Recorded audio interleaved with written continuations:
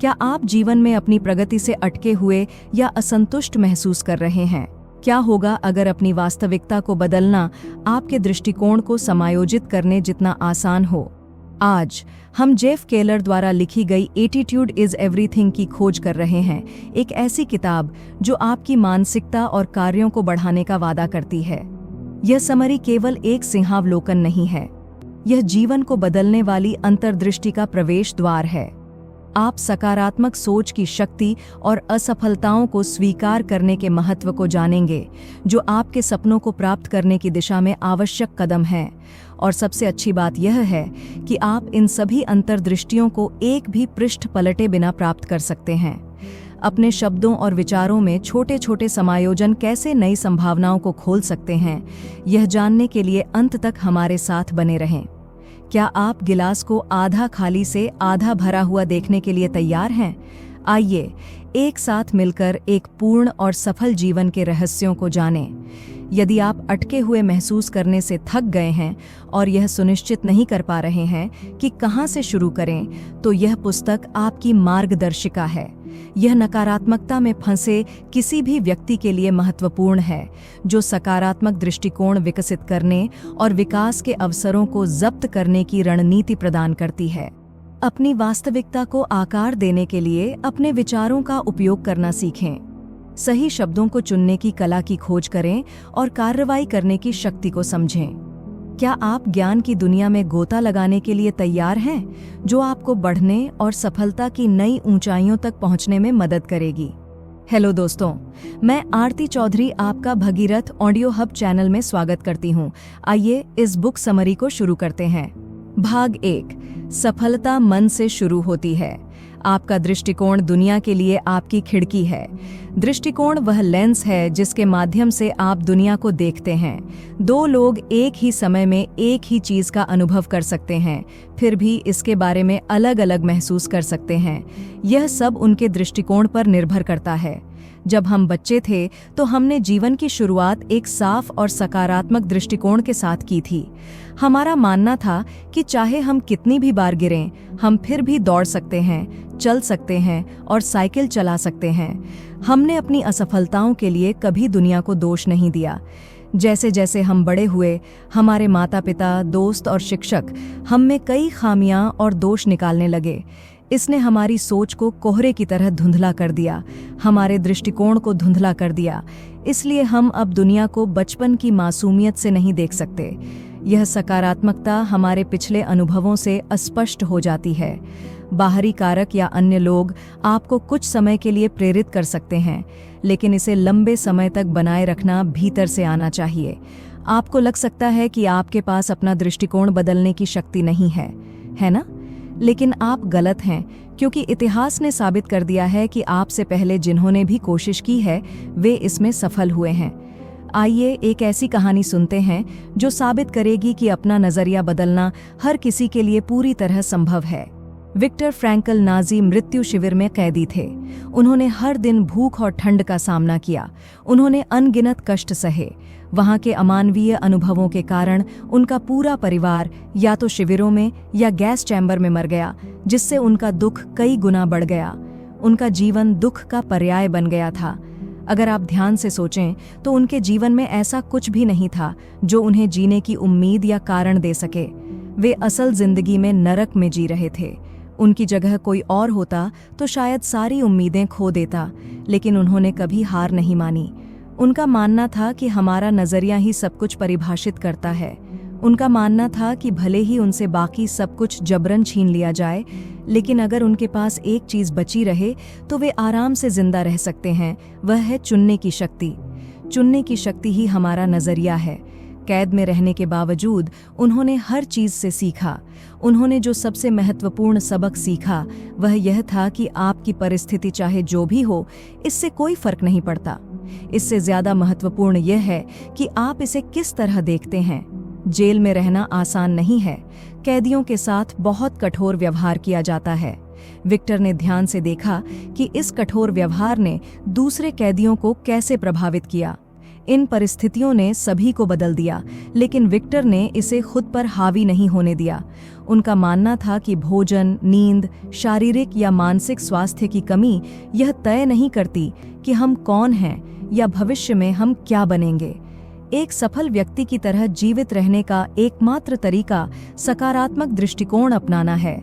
सिर्फ इसलिए कि आप जेल में हैं, इसका मतलब यह नहीं है कि आप अपराधी हैं। जब तक आप सकारात्मक मानसिकता बनाए रखते हैं, आप वास्तव में आजाद हैं।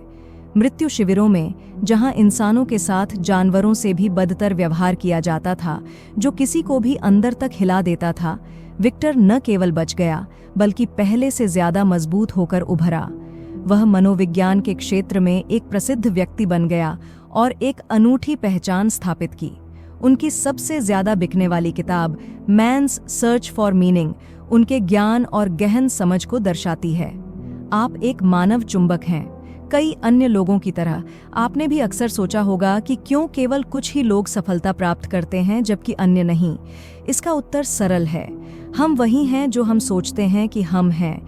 इसका मतलब है कि हम वही बन जाते हैं जो हम अपने बारे में सोचते हैं। अगर आप लगातार उस लक्ष्य के बारे में सोचते हैं जिसे आप सच में हासिल करना चाहते हैं, तो आपकी सारी ऊर्जा उस लक्ष्य पर केंद्रित हो जाती है। आप स्वाभाविक रूप से उसे हासिल करने के लिए कदम उठाना शुरू कर देंगे, क्योंकि आपका नजरिया आपको सफलता के लिए तैयार कर चुका है।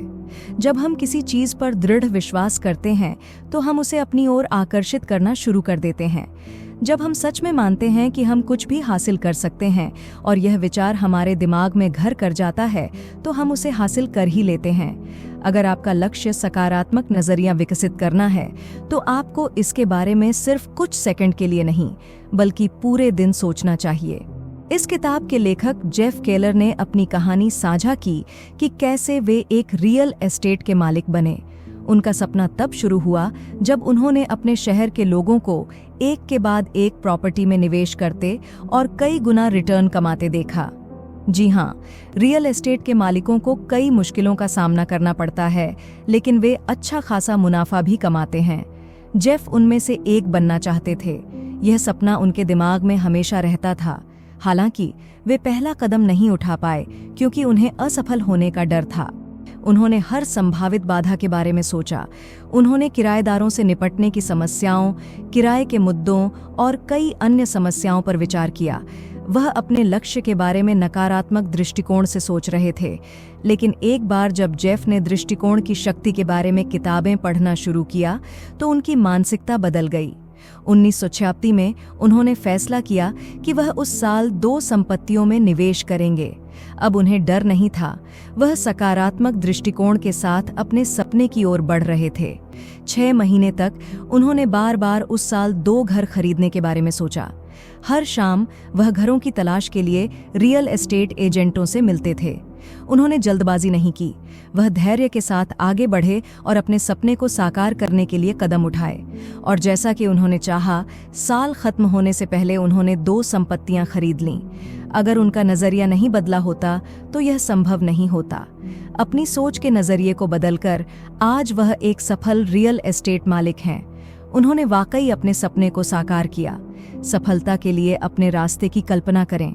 अपने लक्ष्यों को प्राप्त करने के लिए आपके मन में अपनी मंजिल की स्पष्ट तस्वीर होनी चाहिए। कई प्रसिद्ध गायक और एथलीट कहते हैं कि वे बचपन से ही अपनी सफलता की कल्पना करते रहे हैं।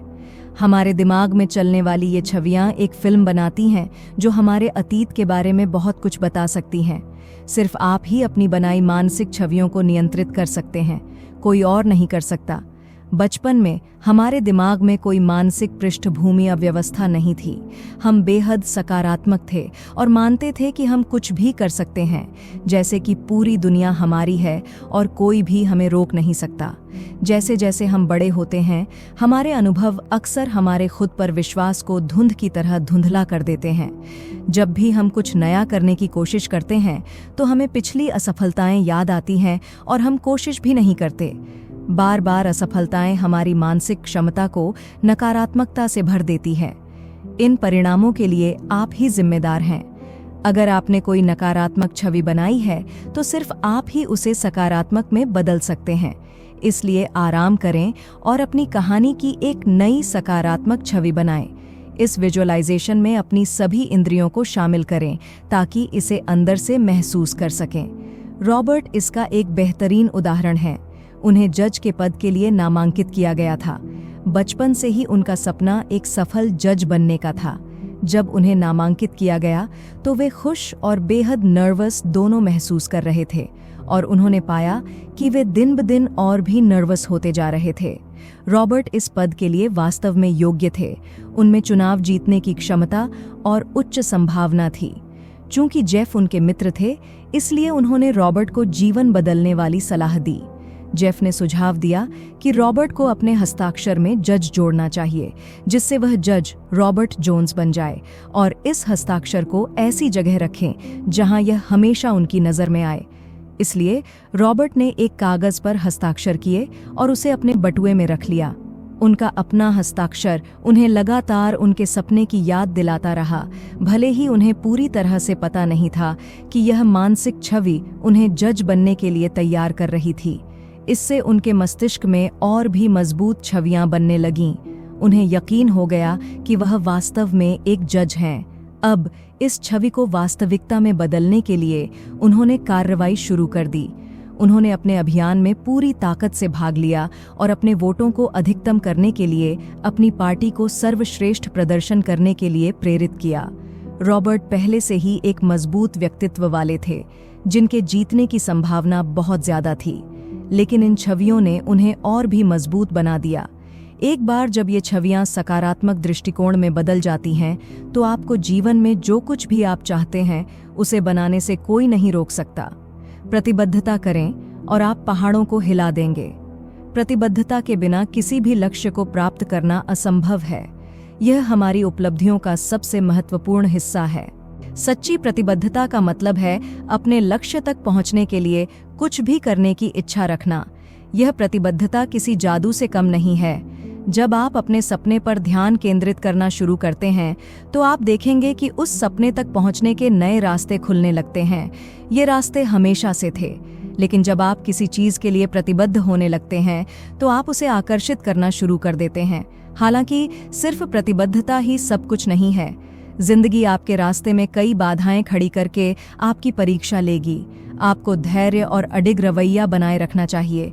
प्रतिबद्धता सिर्फ कार्रवाई करने के बारे में नहीं है, यह दृढ़ रहने के बारे में भी है, चाहे इसमें कितना भी समय लगे। 1999 में जेरी ग्लैडस्टोन ने खिलौने बेचने के विचार से प्यार करते हुए अपनी कंपनी शुरू की। 1 साल बाद उन्होंने सिर्फ एनिमेशन आर्ट बेचने पर ध्यान केंद्रित करने का फैसला किया। जेरी कई स्टूडियो से एनिमेशन आर्ट बेच रहे थे, लेकिन अपनी कंपनी के नतीजों से संतुष्ट नहीं थे। उन्हें पता था कि अगर उन्हें महत्वपूर्ण सफलता चाहिए, तो उन्हें डिज्नी आर्ट बेचने पर ध्यान केंद्रित करना होगा। इसलिए उन्होंने डिज्नी से संपर्क किया, लेकिन उन्होंने उनके प्रस्ताव को अस्वीकार कर दिया। जेरी ने हार नहीं मानी। उन्होंने 3 साल तक डिज्नी को साझेदारी का प्रस्ताव दिया। एक दिन डिज्नी टीम का एक सदस्य उसके लगातार फोन कॉल से इतना परेशान हो गया कि उसने एक वॉइस मेल छोड़ दिया जिसमें लिखा था कि जेरी को डिज्नी के साथ कभी कोई डील नहीं मिलेगी। आपको क्या लगता है, क्या जेरी ने हार मान ली? बिल्कुल नहीं। उसने और भी ज्यादा बार कॉल करना शुरू कर दिया। डिज्नी के लोग उसकी जिद से इतने परेशान हो गए कि उन्होंने आखिरकार उसे एक डील ऑफर की। हालांकि एक शर्त थी, जेरी डिज्नी आर्ट तभी बेच सकता था जब वह मिनेसोटा या मैसाचुसेट्स में स्टोर खोले। जेरी न्यूयॉर्क में रहता था और अपने शहर से बहुत प्यार करता था।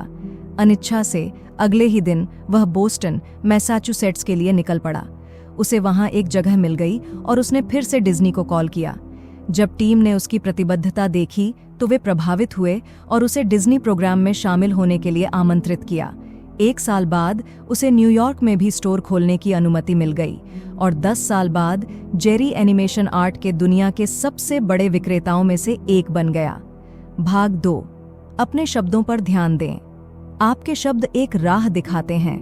आप सोच सकते हैं कि शब्दों या वाक्यांशों के चयन पर चर्चा करना इतना महत्वपूर्ण क्यों है? आपको पता होना चाहिए कि आपके शब्द आपका भविष्य बना भी सकते हैं और बिगाड़ भी सकते हैं। शब्द आपके नजरिए को मजबूत बनाते हैं। अगर आपके शब्द सकारात्मक हैं, तो आपका नजरिया भी निःसंदेह सकारात्मक होगा। इसलिए हमें अपने शब्दों का चयन सोच समझकर करना चाहिए। यह प्रक्रिया एक विचार से शुरू होती है, फिर यह एक शब्द बन जाता है, उसके बाद विश्वास, क्रिया और अंत में परिणाम हमारे सामने होता है। एक बार जब आप अपने मस्तिष्क में एक सकारात्मक छवि बना लेते हैं, तो अपने लक्ष्य की ओर मार्गदर्शन करने में मदद के लिए सकारात्मक भाषा का उपयोग करना शुरू करें। आप अपने सपने को दूसरों के साथ साझा कर सकते हैं, लेकिन आपको सतर्क रहना चाहिए। अपने सकारात्मक विचारों को केवल उन लोगों के साथ साझा करें जो स्वयं बहुत सकारात्मक हैं। ऐसे लोगों में आपको आगे बढ़ने में मदद करने की शक्ति होती है। जब आपको जवाबदेह होने की आवश्यकता होती है, तो वे आपके साथ खड़े हो सकते हैं। केंट कैल्हॉन की कहानी बहुत प्रेरणादायक है। केंट नासा में एक वैज्ञानिक थे और search for extra terrestrial intelligence project के नेता थे। केंट ने भौतिकी में डॉक्टरेट की उपाधि प्राप्त की थी। वह ऐसा सॉफ्टवेयर विकसित करने की कोशिश कर रहे थे जो ब्रह्मांड में अन्य जीवित प्राणियों का पता लगा सके। अकेले यह विचार लगभग असंभव लग रहा था, फिर भी वह अपने लक्ष्य को प्राप्त करने के लिए कड़ी मेहनत कर रहा था। समस्या केवल यह नहीं थी कि विचार अविश्वसनीय रूप से चुनौतीपूर्ण था, बल्कि यह भी था कि उसकी शारीरिक स्थिति उसकी प्रगति में बाधा बन रही थी। हालांकि वह अपनी समस्या को छोटा और तुच्छ मानता था। उनका मानना था कि उनका शरीर उनके काम में बिल्कुल भी बाधा नहीं डालता। आपको यह जानकर आश्चर्य होगा कि केंट ने जिस छोटी समस्या का जिक्र किया, वह उसका अंधापन था। केंट अंधा था। वह जानता था कि अगर वह कड़े और नकारात्मक शब्दों का इस्तेमाल करेगा, तो वह अपनी समस्या को और ताकत देगा, जो फिर उसके पूरे जीवन को नियंत्रित करेगी। इसलिए उसने अपने शब्दों को सावधानी से चुनने का फैसला किया। अपने शब्दों को नियंत्रित करके वह अपने अंधेपन की शक्ति को नियंत्रित कर रहा था। केंट को नासा में अपना काम पसंद था। अंधे होने के बावजूद उन्होंने भौतिकी में सफलतापूर्वक डॉक्टरेट की डिग्री हासिल की। यह कोई छोटी उपलब्धि नहीं थी। ऐसे दृढ़ संकल्प वाले व्यक्ति के लिए नासा प्रोजेक्ट में सफल होना असंभव नहीं था। कल्पना कीजिए कि अगर आप बड़ी से बड़ी समस्या को भी छोटी समझने लगें। सोचिए कि आपके पास कितनी शक्ति होगी। अगर आप समस्याओं को अपनी सफलता में बाधा नहीं बनने देंगे, तो सोचिए कि आपका जीवन कितना बदल जाएगा। आप कैसे हैं? आप हर दिन कितनी बार यह सवाल सुनते हैं, आप कैसे हैं? शायद अक्सर हम इस सवाल के महत्व को अनदेखा कर देते हैं, क्योंकि हमने इसका इतनी बार जवाब दिया है कि यह हमारी आदत बन गई है। लेकिन क्या आप जानते हैं कि इसका आप पर क्या असर हो सकता है? शायद नहीं। इस सवाल का बार बार जवाब देना लगभग खुद से बात करने जैसा है, जो आपके दिन को सही दिशा देने में मदद करता है। तो अब खुद से पूछें, आप कैसे हैं? आपका जवाब सकारात्मक, नकारात्मक या इनके बीच कहीं भी हो सकता है। अगर आपका जवाब सकारात्मक पक्ष की ओर झुका हो, तो यह सबसे अच्छा है। भले ही आप अच्छा महसूस न कर रहे हों, बस यह कहना कि आप ठीक हैं, वास्तव में आपको बेहतर महसूस कराना शुरू कर सकता है। यह कहानी एक आदर्श उदाहरण है। सैली अक्सर बहुत थकी हुई महसूस करती थी। जब भी ऑफिस में कोई उससे पूछता, आप कैसे हैं, तो वह हमेशा सच बताती कि वह बहुत थकी हुई महसूस कर रही है। ऐसा करने से उसका यह विश्वास और मजबूत हो जाता था कि वह वाकई थकी हुई है। जैसे जैसे इस रवैये के साथ दिन आगे बढ़ता, वह और भी थकी हुई महसूस करती। ऐसा भी हो सकता है कि वह अपनी डेस्क पर झपकी लेने लगे और संभावित रूप से अपनी कुर्सी से गिर जाए। अब ऑफिस में उस व्यक्ति के बारे में सोचें जिसने उससे पूछा कि वह कैसी है। क्या आपको लगता है कि सैली का थका हुआ जवाब सुनकर उसे सकारात्मक महसूस हुआ? नहीं। ऐसा थका हुआ जवाब सुनकर शायद उसे भी थकान महसूस हुई होगी। इस तरह जवाब देकर सैली न केवल अपनी ऊर्जा कम कर रही थी, बल्कि अपने आसपास के लोगों की ऊर्जा भी कम कर रही थी। जब सैली घर पहुंची, तो उसे बहुत कमजोरी और थकान महसूस हुई। वह आराम करने के लिए अपनी पसंदीदा कुर्सी पर बैठ गई और अपनी लॉटरी टिकट चेक करने लगी। उसे यह जानकर आश्चर्य हुआ कि उसने $10,000 जीत लिए हैं। याद कीजिए, सैली कितनी थकी हुई थी, लेकिन अब वह बहुत खुश भी थी। वह नाचने लगी और अपने दोस्तों और परिवार को खुशखबरी सुनाने के लिए बुलाने लगी। शायद वह उत्साह के कारण पूरी रात सो नहीं पाई। तो सैली को अपनी थकान के बावजूद जश्न मनाने की ऊर्जा कहाँ से मिली? इसका रहस्य उसकी मानसिक स्थिति में है। जब वह सभी को बताती रही कि वह थकी हुई है, तो उसने सारा दिन उसी ऊर्जा पर ध्यान केंद्रित किया जिससे चीजें और भी खराब हो गईं। अगर उसने अपनी ऊर्जा किसी सकारात्मक चीज पर केंद्रित की होती तो उसका पूरा दिन ऊर्जा से भरा होता और अद्भुत होता। याद रखें, आप जो भी कहते या सोचते हैं, आपका शरीर उसे सुन रहा होता है, इसलिए अपने शब्दों और विचारों को समझदारी से चुनें। भाग 3।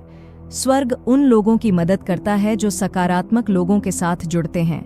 दुनिया में 2 तरह के लोग होते हैं, एक वे जो नकारात्मकता और विषाक्तता से भरे होते हैं और दूसरे वे जो सकारात्मकता से भरे होते हैं और दूसरों का पोषण करते हैं। बाद वाले वे होते हैं जो आपको लगातार आगे बढ़ने के लिए प्रोत्साहित करते हैं। ये व्यक्ति हमेशा सकारात्मक रहते हैं और मानते हैं कि आप अपने लक्ष्य हासिल कर सकते हैं। आपको ऐसे सकारात्मक लोगों के साथ रहने का प्रयास करना चाहिए। दूसरी ओर, विषाक्त व्यक्ति हमेशा नकारात्मक सोचते हैं और शिकायत करने के लिए प्रवृत्त होते हैं। वे आपकी सकारात्मक ऊर्जा को खत्म कर देते हैं और आपका मूड खराब कर देते हैं। ऐसे लोगों की संगति से बचना सबसे अच्छा है। स्मोकी पर विचार करें, एक अच्छा दोस्त जिसने 45 साल तक अंतिम संस्कार गृह मंत्रालय के बिक्री विभाग में काम किया।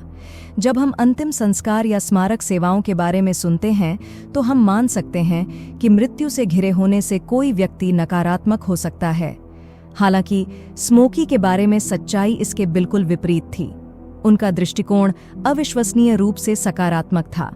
उनका मानना था कि लोग स्पंज की तरह होते हैं जो अपने आसपास की हर चीज को सोख लेते हैं। वे जो कुछ भी सुनते हैं उसका उन पर असर होने लगता है। उनका यह भी मानना था कि अगर हम नकारात्मक लोगों के आसपास हैं तो हम भी अंततः नकारात्मक हो जाते हैं। हालांकि वह हमेशा मृत शरीरों से घिरा रहता था, लेकिन उसने नकारात्मक लोगों से दूर रहने का एक बिंदु बनाया।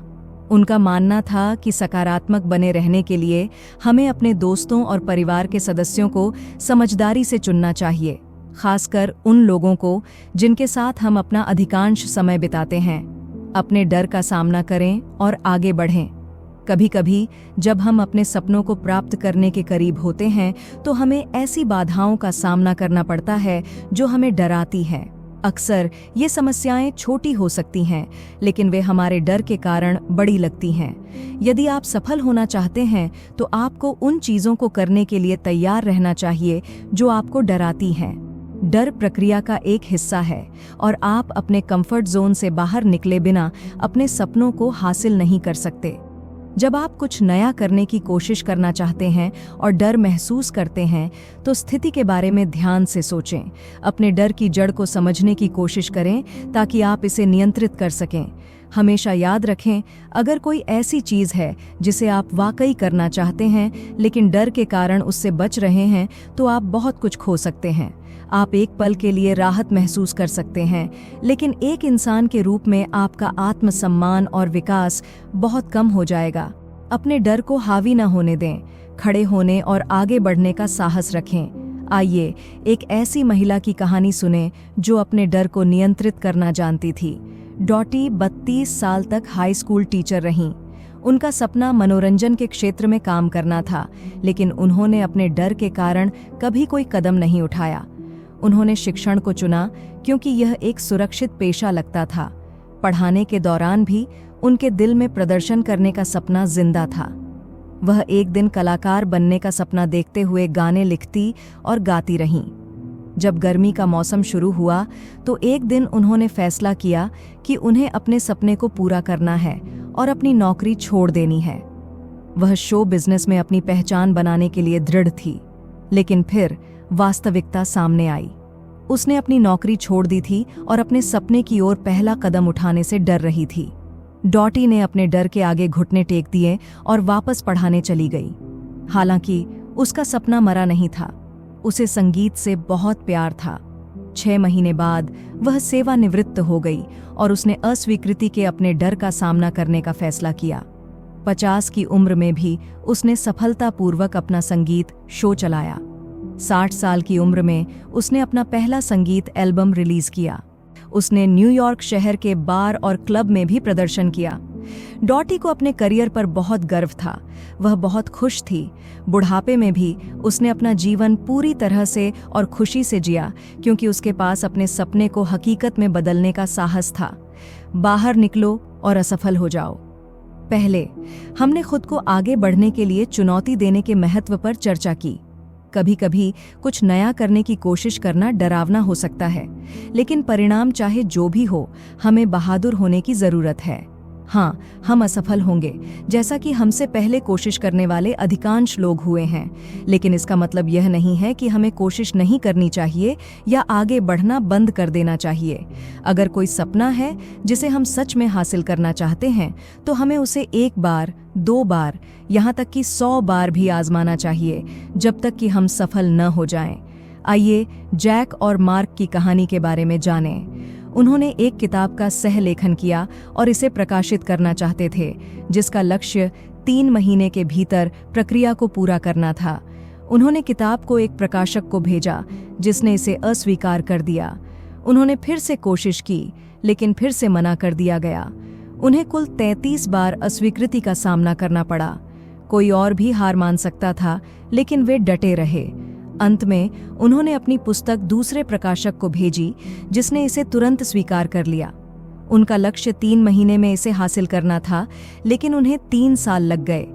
हालांकि इससे यह तथ्य नहीं बदलता कि वे तब तक लगे रहे जब तक उन्हें सफलता नहीं मिल गई। अंततः वे सफल हुए, और यही बात वास्तव में मायने रखती है। उन्होंने जो पुस्तक प्रकाशित की वह इतनी प्रसिद्ध हुई कि आप इसे किसी भी बुक स्टोर में पा सकते हैं। यह लोकप्रिय श्रृंखला chicken soup for the soul का हिस्सा है। लेखक जैक कैनफील्ड और मार्क विक्टर हैंसन हैं। अगर उन्होंने लगातार प्रयास नहीं किया होता और बीच में ही हार मान ली होती, तो वे कभी सफल नहीं होते। इसलिए यह मत गिनिए कि आप कितनी बार असफल होते हैं, और निश्चित रूप से इसे अंतिम परिणाम के रूप में न मानें। याद रखें, अस्वीकृति हमारे भविष्य को परिभाषित नहीं करती है, लेकिन हमारा रवैया निश्चित रूप से करता है। निष्कर्ष: अब जब आपने सकारात्मक दृष्टिकोण के महत्व के बारे में जान लिया है, तो इस ज्ञान को अपने जीवन में लागू करने का समय आ गया है। भाग 1 में आपने अपने मन की भूमिका को समझा। एक बार जब आप अपने विचारों को सकारात्मक चीजों पर सेट कर लेते हैं, तो आप अपने जीवन में हर सकारात्मक पहलू को आकर्षित करना शुरू कर देते हैं। भाग 2 में आपने सीखा कि सकारात्मक भाषा को अपनाने से सकारात्मक परिणाम कैसे मिल सकते हैं। आप कैसे हैं, इसका एक सरल उत्तर भी आपका दिन बना या बिगाड़ सकता है। भाग 3 ने आपको सिखाया कि आप कैसे सकारात्मक रह सकते हैं और काम पूरा कर सकते हैं। आपने अपने आसपास सही लोगों को चुनने के महत्व को सीखा। अब तक आप समझ गए होंगे कि हमारी कंपनी हमें कितना प्रभावित करती है। आपने यह भी महसूस किया कि अपने कंफर्ट जोन से बाहर निकलना विकास और मजबूत बनने के लिए आवश्यक है। यह पुस्तक जादुई कुंजियों से भरी हुई है, जो आपके रास्ते के हर दरवाजे को खोल देगी और आपको सफलता के द्वार तक ले जाएगी। और यह कोई रॉकेट साइंस नहीं है, आपको बस रवैये के जादू पर विश्वास करना होगा। आपको अपने मन, शब्दों और कार्यों पर नियंत्रण रखना होगा। यदि आपका सपना कुछ ऐसा हासिल करना है जो पहले कभी किसी ने हासिल नहीं किया है, तो पहला कदम अपने रवैये पर काम करना है। प्रतीक्षा न करें, संदेह न करें, एक सकारात्मक दृष्टिकोण पर काम करना शुरू करें, जो आपको सकारात्मकता और संतुष्टि से भरे जीवन की ओर ले जाएगा। अपने रवैये को परखने के लिए यहाँ एक परीक्षण है। एक गिलास पानी की कल्पना करें जो आधा भरा हुआ है। क्या आप इसे आधा भरा हुआ या आधा खाली देखते हैं? कुछ लोग कहेंगे कि यह आधा भरा हुआ है, दूसरे आधे खाली हैं। दोनों में से कोई भी गलत नहीं है। यह सब धारणा के दृष्टिकोण के बारे में है। ईमानदारी से सोचें कि आपके दिमाग में क्या विचार आया। यह आपका दृष्टिकोण है और इस पर काम करना आपकी पसंद है। और बस यही है। हमने अभी जेफ केलर की एटीट्यूड इज एवरीथिंग के माध्यम से यात्रा की है, जिसमें यह पता लगाया गया है कि हमारे दृष्टिकोण में बदलाव कैसे नाटकीय रूप से हमारी सफलता के मार्ग को बदल सकता है। याद रखें, आपके जीवन को बदलने की शक्ति आपके विचारों और उन्हें व्यक्त करने के लिए आपके द्वारा चुने गए शब्दों में निहित है। तो दोस्तों, आपको आज की हमारी ये बुक समरी कैसी लगी? नीचे कमेंट करके ज़रूर बताएं और इस बुक समरी को अपने दोस्तों के साथ शेयर ज़रूर करें। धन्यवाद अपने कीमती समय को हमें देने के लिए। अपने जीवन में बढ़ते रहिए और खुश रहिए। Wish you all the very best.